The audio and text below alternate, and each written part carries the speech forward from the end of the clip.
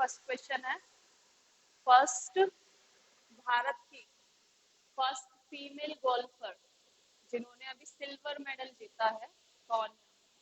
तो अभी रिसेंट में जो 19th एशियन गेम्स चल रहे हैं 2023 जो कि ग्वांगजू चाइना में चल रहे हैं, उनमें हमारी कंट्री से फर्स्ट विमेन गोल्फर जो है अदिति अशोक ने अभी हाल ही में सिल्वर मेडल जीता है। ठीक है, अभी तक भी किसी भी विमेन ने गोल्फ में किसी गेम में, एशियन गेम्स हो या ओलंपिक हो, कहीं भी अभी तक गोल्ड नहीं सिल्वर नहीं जीता है। She is the only female golfer. ठीक है, गोल्फ तुमको पता ही है क्या खेल होता है? गोल्फ पता है? इट्स क्वाइट इंटरेस्टिंग कि वो जो बॉल होती है it should be in a hall, और वो उसका कुछ अलग ही रहता है कि वो इजीली जाती नहीं है वहां तक। ठीक है, तो मतलब मैंने देखा ही है, मैंने खेला नहीं कभी, बट हाँ दिस इज फर्स्ट फीमेल जिन्होंने गोल्फ में सिल्वर मेडल जीता। मतलब अभी तक किसी विमेन ने इंडियन हिस्ट्री में गोल्फ में मेडल जीता है तो वो अदिति अशोक ने जीता है। ठीक है, अभी तक किसी फीमेल ने नहीं जीता। मेल्स में तो शायद है काफी, बट फीमेल में ये नहीं है। ठीक है, तो फर्स्ट फीमेल अदिति अशोक ने जीता है 19th एशियन गेम्स में गोल्फ में सिल्वर मेडल, और इन्होंने इंडिविजुअली जीता है, ये ग्रुप में नहीं जीता है। और थाईलैंड के हैं अर्पिचिया युगो, जिनको मिला है गोल्ड मेडल इसमें। और इंडिया के अब तक कितने मेडल हो गए हैं? टोटल इंडिया के कितने मेडल हो गए हैं बेटा? 49 मेडल हो गए टोटल इंडिया के एशियन गेम्स में। एशियन गेम्स में इंडिया के टोटल 49 मेडल हो गए हैं, और उसमें 13 गोल्ड है, 19 सिल्वर है, और आई थिंक 17 ब्रॉन्ज। हाँ, 17 ब्रॉन्ज। तो दिस इज क्वाइट इंटरेस्टिंग कि इंडिया ने अभी तक 49 मेडल जीते हैं, उसमें से 13 गोल्ड मेडल है, 19 सिल्वर मेडल है और 17 ब्रॉन्ज मेडल है। नेक्स्ट क्वेश्चन देखो, हाल ही में शास्त्रा रामानुजन अवार्ड से किसे सम्मानित किया गया? रामानुजन कौन थे, पता है किसी को?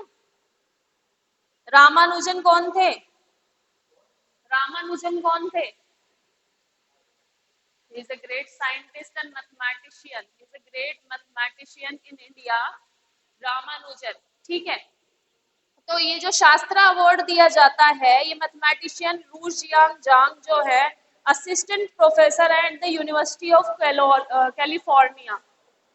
This person is California university में ही इज असिस्टेंट प्रोफेसर, और इनको ये शास्त्रा रामानुजन अवार्ड से सम्मानित किया गया है। ये अवार्ड जो है ग्रेट मैथमेटिशियन रामानुजन के नाम पर दिया जाता है, उनकी नाम से यूनिवर्सिटी है, दैट इज शास्त्रा यूनिवर्सिटी। और ये अवार्ड जो मैथमेटिशियन होते हैं, जो जिन्होंने मैथमेटिक्स में कुछ अच्छा किया होता है, उनको दिया जाता है। ठीक है, तो ये अवार्ड इस बार गया है रूशियांग जान को। और रू शियांग जांग जो है ये मैथमेटिशियन है, और इन्होंने अपना काफी वर्क किया है एनालिटिकल नंबर थ्योरीज में और कॉम्बिनेटरिक्स में, यूक्लिडियन हार्मोनिक एनालिसिस, ये सारी ज्योमेट्री से रिलेटेड है। और ये अपनी पीएचडी कर रहे थे मैथमेटिक्स में प्रिंसटन यूनिवर्सिटी इन 2017 में, और अभी ये फिलहाल असिस्टेंट प्रोफेसर है। तो जो ये रामानुजन अवार्ड है, ये इनकी यूनिवर्सिटी शास्त्रा यूनिवर्सिटी इन कुंभकम, कुंभकम इसका नाम अलग है,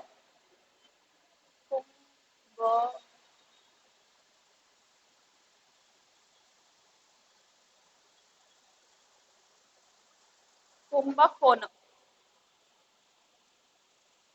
कुंभकोणम में जो इनकी यूनिवर्सिटी है शास्त्रा, उसमें से इस सम्मान से सम्मानित किया गया। और इसमें कितना अवार्ड मिला है इनको? कितने का? यूएस डॉलर 10 10,000 $10,000 के अवार्ड से इन्हें सम्मानित किया जाएगा। नेक्स्ट है, देखो हाल ही में मालदीव या मालदीव कह लो के नए राष्ट्रपति कौन बने हैं। तो मालदीव के जो नए राष्ट्रपति चुने गए हैं वो डॉक्टर मोहम्मद मोइजू हैं। और जो भी नियुक्तियां होती हैं बेटा, ये मत समझना कि ये नियुक्तियां कर रहे हो तुम तो तुम्हें काम नहीं आएंगी। एग्जाम्स में कोई नियुक्ति अगर होती है तो डेफिनेटली वो एग्जाम में पूछ ही लेंगे, ठीक है।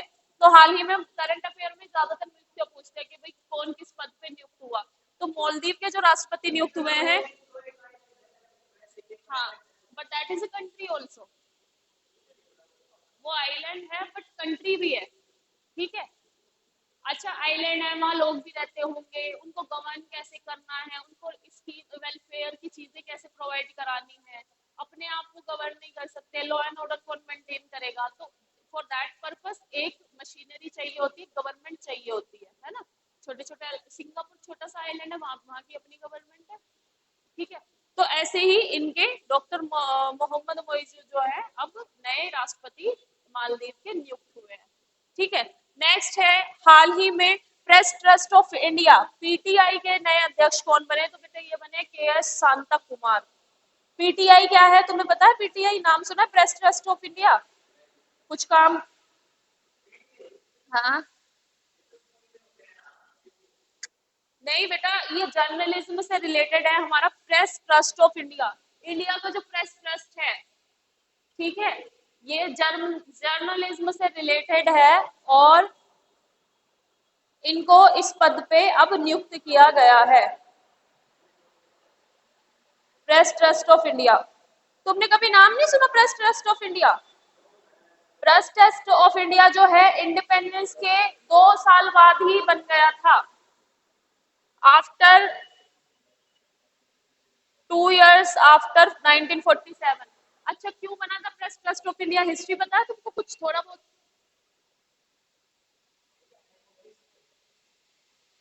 प्रेस ट्रस्ट ऑफ इंडिया हमारी सेंट्रल एजेंसी है जो कि जर्नलिज्म से रिलेटेड, प्रेस से रिलेटेड सारी चीजें देखती है, रेगुलेट करती है, ठीक है। अब ब्रिटिश रूल में क्या था, हमें प्रेस फ्रीडम नहीं थी बेटा। अब जो न्यूज़पेपर में किसी के भी बारे में कुछ भी लिख सकते हैं ना, डिफेमेशन नहीं होना चाहिए, बट फ्रीडम ऑफ स्पीच तो है। फ्रीडम ऑफ स्पीच में प्रेस प्रेस की फ्रीडम भी आती है। ब्रिटिशर्स ने क्या किया था, अपने टाइम पे एक वो प्रेस एक्ट लेके आए थे और उन्होंने सारी जो लोकल लैंग्वेज में न्यूज़पेपर छापते थे ना, वो सब बंद करवा दिए थे, ठीक है। क्यों?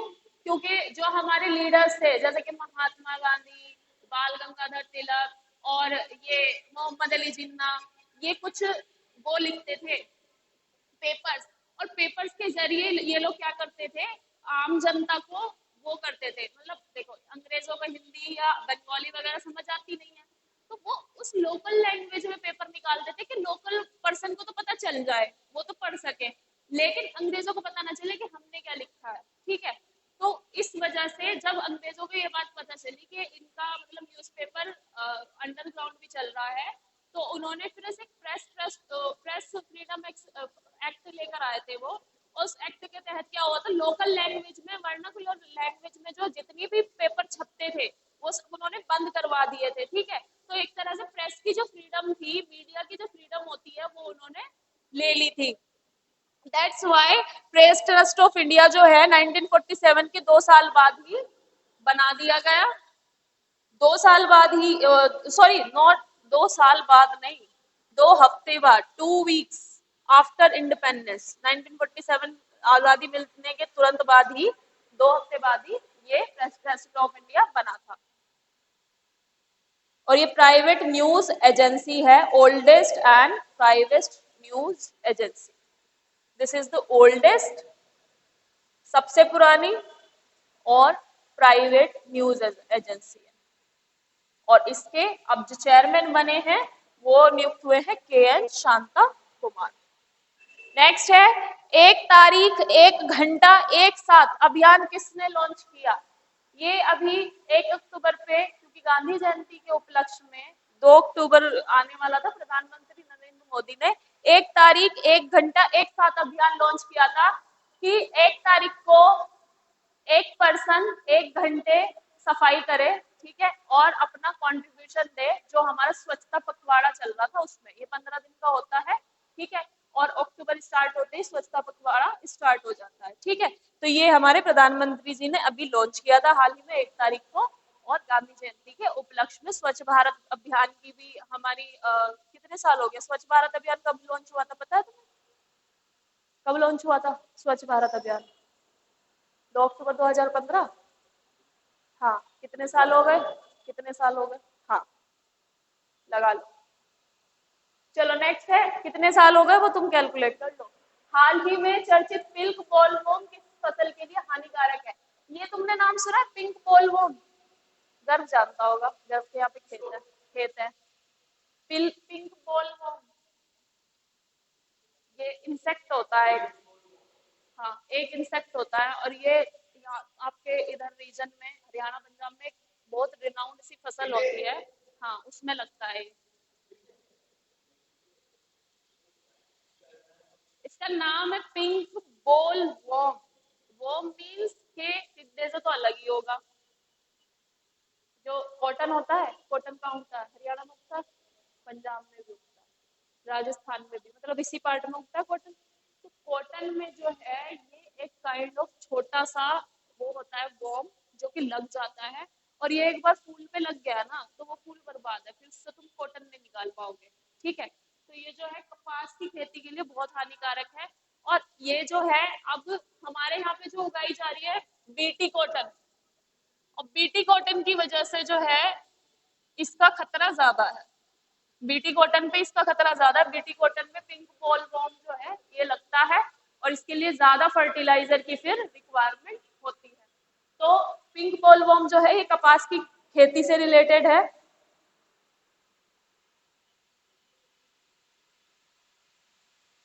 ठीक है, कपास की खेती से रिलेटेड है, यानी कि जो कॉटन की बॉल्स होती हैं ये उस पर लग जाता है, दैट्स व्हाई इसे कहते हैं pink ball warm.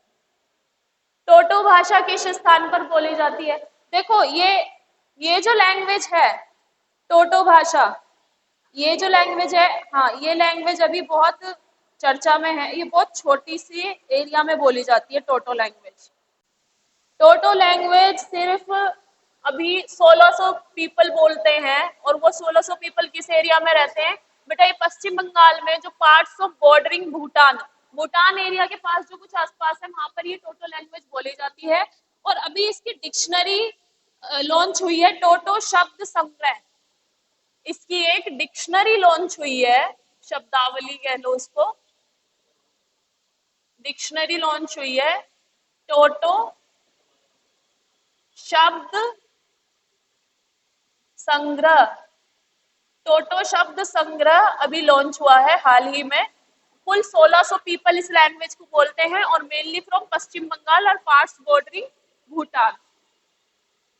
Next question देखो, ग्लोबल इनोवेशन इंडेक्स कौन जारी करता है? मैंने कल बताया था कि अभी ग्लोबल इनोवेशन इंडेक्स हुआ है रिलीज, और उसमें भारत का जो स्थान है वो 14th पोजीशन पे इंडिया है। इट मींस कि हमारी जो पोजीशन है वो बहुत इंप्रूव हुई है, हम इनोवेशन कर रहे हैं, ठीक है। जो जुगाड़ शब्द है वो हमारे यहीं से गया है, हम इनोवेट करने में माहिर, भले ही हम डिस्कवर कम करते हैं लेकिन इनोवेट अच्छा कर लेते हैं, ठीक है। तो हमारे यहाँ पे इनोवेशन काफी है, और जैसे कि मैंने कल भी बताया था कि इसरो ने कहा है कि जो मेनली 95% जो पार्ट्स थे चंद्रयान 3 में वो हमारे अपने घर में जो मतलब अपने इंडिया में जो बनाए हैं वो यूज किए हैं, ठीक है। तो that's a good sign of innovation. और स्टार्टअप हमारे यहाँ पे मेक इन इंडिया प्रोजेक्ट जब से आया है तो हम यहाँ पर क्या कर रहे हैं, काफी इनोवेशन कर रहे हैं। तो हमारी 14th पोजीशन है। और तुमको ये जानकर हैरानी होगी कि हमारे यहाँ पर ही वर्ल्ड के रनाउंड साइंटिस्ट जो हैं वो हमारे यहाँ से, ठीक है। विक्रम साराभाई हो, या डॉक्टर भाभा, होमी जहांगीर भाभा हो, या एपीजे अब्दुल कलाम हो, बहुत ही लिमिटेड सर्क्यूमस्टांसेस में साइंटिस्ट रहे हैं। सर सीवी रमन रहे हैं, रामानुजन ग्रेट मैथमेटिशियन, ठीक है। और एक और नाम है, अभी उनके ऊपर रॉकेटरी मूवी बनी है, वो इसरो में रहे हैं साइंटिस्ट, उनका नाम था नाम्बी नारायण, ठीक है। उनके ऊपर आर माधवन देखा है तुमने? आर माधवन को तो जानते होंगे, मैडी जिसे कहते हैं, उन्होंने बनाई है वो मूवी रॉकेटरी, देखना अगर मिले मौका। और भी है बाबा, रॉकेटरी। वो तुम्हें उसमें उनको किसी केस में फंसा दिया था, नम्बी नारायण को, और आफ्टर दैट वो केस जीत गए थे। तो वो उसके ऊपर आधारित है। तो हमारे यहाँ पे बहुत ग्रेट साइंटिस्ट भी रहे हैं, और इनोवेशन में हमारा 40वां स्थान है। That is very, you can say कि बहुत अच्छी बात है कि हमारा इंटेलेक्चुअल प्रॉपर्टी ऑर्गेनाइजेशन जो है ये रिलीज करता है? और इम्प्रूव हो जाएगा जब जैसे जैसे हम चीजें अपने यहाँ और इनोवेट करेंगे और अच्छी टेक्नोलॉजी को इम्प्रूव कर लेंगे तो और इम्प्रूव हो जाएगा। पोजीशन फर्स्ट और लास्ट की हमें देखनी नहीं, इंडिया की पूछेंगे कि ग्लोबल इनोवेशन इंडिया इंडेक्स में इंडिया का कितना वो है। अगर फर्स्ट का पूछना है तो मैं तुम्हें बता रही हूँ। हाँ, स्विट्जरलैंड इसकी टॉप पोजीशन है, ठीक है, 13 साल से यही आ रहा है। और इसके बाद स्वीडन है, उसके बाद यूएस है, उसके बाद यूनाइटेड किंगडम है, एंड आफ्टर दैट सिंगापुर है। लेकिन हम अभी 40वें स्थान, मतलब टॉप पे अगर देखा जाए तो टॉप पे स्विट्जरलैंड है, और 13 सालों से स्विट्जरलैंड ही है। लेकिन ये है, देखो हमारे लिए इम्प्रूवमेंट की बात ये कि अभी हम 40 पे हैं, हो सकता है नेक्स्ट ईयर जब ये होगी और हमारी इम्प्रूव हो जाए रैंकिंग, ठीक है। तो हमेशा ऑप्टिमिस्टिक रहना चाहिए। नेक्स्ट है, भारत में पेंगोलिन की प्रजाति पाई जाती है। कितनी प्रजाति पाई जाती है? पेंगोलिन देखा है तुमने कभी? पेंगोलिन देखा है? एक एनिमल होता है, जब उसे खतरा महसूस होता है तो वो अपने आप को एक बॉल की शेप में बना लेता है, बिल्कुल। और तुम्हें ऐसा लगेगा कि कोई पत्थर की बॉल पड़ी है या कुछ पत्थर पड़ा है। वो बहुत यूनिक सा है। और वो जो बॉल बना लेता है ना अपनी, वो जो उसके उसपे स्केल होते हैं पेंगोलिन की, पेंगोलिन ही है। तो पेंगोलिन जो है उसकी वजह से क्या हुआ, इसके स्केल की वजह से क्या होता है, इसको खरीदा जाता है, इसकी तस्करी होती है, स्मगलिंग होती है, ठीक है। इसकी स्मगलिंग की वजह से, पेंगोलिन की स्मगलिंग की वजह से जो है ये अब इंडेंजर्ड भी है और क्रिटिकली इंडेंजर्ड है। और इंडिया में इसकी कौन सी प्रजाति पाई जाती है? देखो, इंडिया की बात करेंगे क्योंकि हमें कंसर्न यहीं तक रहना है कि हमारे यहाँ कौन कौन पाया जाता है। हम है कुछ नहीं बनाते बेटा, ये बहुत रेयर स्पीशीज है, इसके स्केल यूज होते हैं। अब इसके स्केल से, जैसे कि तुम्हें पता ही है कि क्रोकोडाइल की स्किन से पर्स बन रहे हैं और वो कई डॉलर में जाते हैं, है ना? समझ रहे हो? स्किन से उसके पर्स बनते हैं। ऐसे ही इसके स्केल से भी वही डेकोरेशन वाला सामान या कुछ भी, कुछ मेडिसिन में यूज होता है ये वो। बट अगर सब चीज को तुम मार के मेडिसिन बना लोगे तो वो जो दुर्लभ प्रजाति की चीज है वो बचेगी नहीं। जैसे कि तुमने डोडो, डोडो सुने तो होंगे, तुमने डोडो सुना है कभी? एक पक्षी था डोडो नाम का। हाँ। और मुगल एरा में, जब मुगल्स थे उस टाइम तक भी डोडो जिंदा था। उनकी पेंटिंग में डोडो, उसकी वो बनी, तस्वीर बनी हुई है। जो पेंटिंग्स हैं मुगल एम्पायर की, जैसे जहांगीर ने जो पेंटिंग्स बनवाई थी उनमें। लेकिन डोडो विलुप्त हो गया।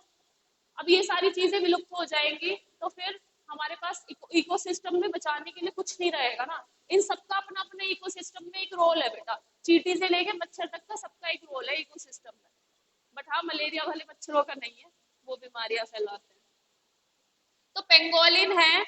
और बेटा इंडियन पेंगोलिन जो है इसकी IUCN में स्टेटस है, ये तो बेटा एंडेंजर्ड है,